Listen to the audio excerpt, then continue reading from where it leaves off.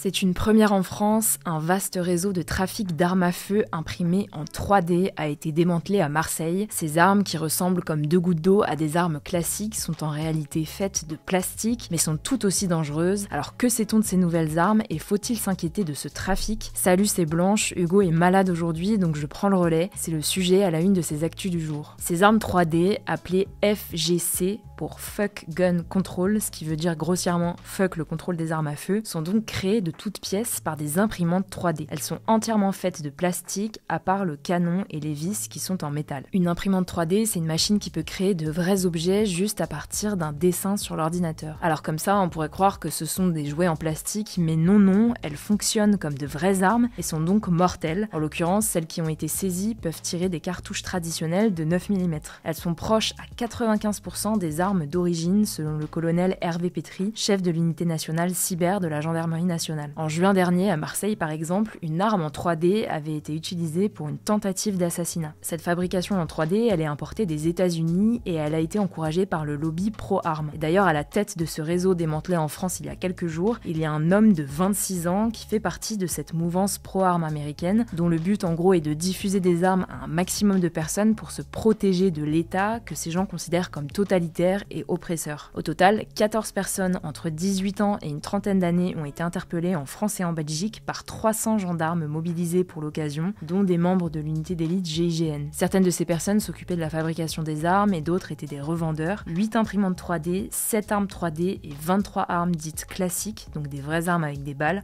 ont été saisies. Bon, alors combien ça coûte tout ça? Eh bien, une arme 3D, ça coûte entre 1000 et 1500 € à la vente sur le dark web. À titre de comparaison, une arme traditionnelle comme une Kalachnikov par exemple, ça coûte 5000 €. Pour s'en procurer, les acheteurs de ce réseau passaient par la messagerie cryptée Telegram et payaient en crypto-monnaie. D'ailleurs, des acheteurs, donc des collectionneurs mais aussi des personnes liées à des trafics de drogue, ont également été arrêtés. Mais alors, pourquoi ce trafic d'armes en 3D est particulièrement inquiétant? La première raison, c'est la question de la traçabilité. En effet, ces armes n'ont pas de numéro de série et surtout, les pièces fabriquées à l'aide d'une imprimante 3D sont envoyées séparément sous forme de kit à l'acheteur pour ne pas qu'il se fasse prendre. Puis elles ne sont pas non plus détectables dans les aéroports notamment, ce qui inquiète pas mal la sécurité aérienne. L'autre chose qui inquiète, c'est qu'elles ne coûtent pas cher à fabriquer, ce qui peut rendre leur trafic intéressant. En effet, les techniques de fabrication se sont grandement améliorées depuis la première arme imprimée en 3D aux États-Unis il y a 10 ans. Aujourd'hui, il suffit d'investir environ 150 € dans une imprimante 3D entrée de gamme et de trouver la recette de fabrication des armes qui est disponible en ligne. Par exemple, en 2020, un collectif européen qui distribue des plans d'armes 3D en ligne a réussi à mettre au point une arme semi-automatique. Alors pour éviter que ces armes artisanales se démocratisent, Dagoma, un fabricant français d'imprimantes, a sécurisé ses imprimantes 3D avec un logiciel pare-feu. En gros, si un utilisateur essaye d'importer un fichier d'armes, il reçoit un message lui disant que ça ne respecte pas les conditions générales d'utilisation des produits et l'imprimante refuse d'importer le fichier. L'entreprise a aussi diffusé des plans erronés, ce qui rend le montage d'une arme impossible. Enfin, Dagoma a mis son logiciel pare-feu en open source, donc disponible gratuitement pour que d'autres fabricants puissent l'utiliser. Voilà pour ce sujet, les experts appellent à repenser le système de contrôle des armes qui n'est actuellement pas adapté pour lutter contre ces nouvelles armes 3D. Je vous mets des liens en description si vous voulez en savoir plus. On continue avec les actualités en bref et on commence avec cette première actu majeure. Le roi britannique Charles III, âgé de 75 ans, est atteint d'une forme de cancer. C'est ce qu'a annoncé le palais de Buckingham ce lundi soir dans un communiqué. Alors on ne sait pas exactement de quel type de cancer il s'agit, mais on sait qu'il a été détecté tôt selon les déclarations du Premier ministre britannique Rishi Sunak. Plus précisément, le cancer a été découvert lors de son opération de la prostate le 26 janvier dernier. Cependant, le palais de Buckingham a fait savoir qu'il ne s'agissait pas d'un cancer de la prostate. En tout cas, le prince Harry, qui vit actuellement en Californie, a pu discuter avec son père et est arrivé à Londres ce mardi pour lui rendre visite. Deuxième actu en France, une nouvelle journée de grève des enseignants a eu lieu ce mardi à l'appel de 3 syndicats pour obtenir de meilleures conditions de travail et s'opposer à la politique éducative au collège. Selon les chiffres communiqués à la mi-journée par le ministère de l'Éducation nationale, 3,2% des enseignants ont fait grève ce mardi. À l'heure où je tourne ces actus du jour, on n'a pas encore les chiffres communiqués par les syndicats. Les enseignants protestent contre le choc des savoirs, un plan lancé par le Premier ministre Gabriel Attal quand il était encore au ministère de l'Éducation nationale pour tenter d'arrêter la baisse du niveau à l'école. En plus de cette journée de grève, les syndicats souhaitent organiser des actions toute la semaine sous la forme de rassemblements ou encore d'initiatives locales. Jeudi dernier, près de 20% des enseignants en France étaient en grève lors de la première journée de mobilisation selon les chiffres du ministère de l'Éducation nationale et 47% selon les syndicats. Troisième actu, actu, de nombreux bombardements ont touché ce week-end les villes de Rafah et Khan Younes dans le sud de la bande de Gaza. Près de 100 personnes seraient mortes selon les chiffres du ministère de la Santé du Hamas, seule source disponible sur place. Par ailleurs, 1,3 million de personnes, soit plus de la moitié de la population gazaoui, sont réfugiées dans la ville de Rafah. Selon l'ONU, la situation est catastrophique. Les nouveaux arrivants dans la ville ne disposeraient que d'1,5 à 2 litres d'eau chaque jour pour boire, cuisiner et se laver. Par ailleurs, les cas de diarrhée chronique chez les enfants explosent. C'est dans ce contexte que le chef de la diplomatie américaine, Antony Blinken, poursuit sa tournée au Moyen-Orient pour tenter d'imposer un cessez-le-feu à Gaza. Il avait rendez-vous ce mardi avec l'Égypte et il se rendra dans la semaine en Israël. 27 585 personnes sont mortes à Gaza depuis l'attaque meurtrière du 7 octobre, selon le ministère de la Santé du Hamas. Quatrième actu, au Sénégal, un pays d'Afrique de l'Ouest, l'Assemblée nationale a voté dans la nuit de lundi à mardi un projet de loi permettant de reporter les élections présidentielles au 15 décembre 2024, alors qu'elles étaient prévues ce 25 février. Ce vote a eu lieu à la suite de la décision du président Macky Sall de reporter la présidentielle. Alors la loi a été votée quasi à l'unanimité à la suite de l'évacuation des députés de l'opposition par la gendarmerie qui ont tenté de bloquer le vote. L'opposition a dénoncé, je cite, un coup d'État constitutionnel, tandis que de nombreuses manifestations ont eu lieu ces derniers jours dans le pays. Cinquième actu, je voulais vous parler de la République démocratique du Congo, un pays d'Afrique centrale qui continue de faire face à des combats meurtriers. Il y a d'un côté l'armée congolaise aidée par des groupes armés et de l'autre des rebelles du groupe M23. Plus de 10 personnes ont été tuées la semaine dernière. Depuis 2 ans, ces deux groupes s'affrontent pour s'emparer de la région du Nord Kivu, une région extrêmement riche puisqu'on y trouve des diamants et de l'or. Les combats sont très violents et touchent particulièrement les femmes. Selon un rapport de Médecins sans frontières, près de 11 000 femmes victimes de violences sexuelles ont été soignées en 2020 au Congo. La population fuit donc vers le sud pour éviter ces combats, mais cela génère des épidémies de rougeole et de choléra dans les camps de réfugiés, notamment à cause du manque de sanitaires. Si vous souhaitez en savoir plus, on avait fait une vidéo sur ce sujet il y a quelques semaines, le lien est en description. Sixième actu, des feux de forêt au Chili, un pays situé en Amérique du Sud, ont causé la mort d'au moins 123 personnes. Ces incendies sont le résultat de la grande sécheresse et du phénomène climatique El Niño qui touche plusieurs pays d'Amérique latine. A noter que la température dans le centre du Chili avoisine les 40 degrés depuis 6 jours. Sur place, dans la région de Valparaiso, les pompiers luttent encore contre une quarantaine de foyers actifs, selon le ministère de l'Intérieur, et le bilan devrait malheureusement s'alourdir. Plusieurs centaines de personnes sont encore portées disparues. Certains habitants dénoncent l'inaction du gouvernement, on continuera de vous informer là-dessus. Septième actu, les Français font de moins en moins l'amour, selon une nouvelle étude de l'IFOP publiée ce mardi. Plus précisément, 76% des Français ont eu un rapport sexuel au cours des 12 derniers mois. Ça représente une baisse de 15 points depuis 2006. Alors cette baisse est encore plus importante chez les jeunes, puisque plus d'un quart des 18-24 ans n'ont eu aucun rapport en 2023, soit 5 fois plus qu'en 2006. En cause, selon l'étude, les réseaux sociaux ou encore les jeux vidéo qui prennent une part de plus en plus importante dans la vie des jeunes. Pour vous donner un exemple, plus de la moitié des hommes de moins de 35 ans ont préféré jouer aux jeux vidéo en 2023 plutôt que de faire l'amour. On termine avec une bonne nouvelle, une équipe française de chercheurs va lancer avant l'été un premier essai clinique pour tester un médicament qui permettrait de restaurer l'audition d'une douzaine d'enfants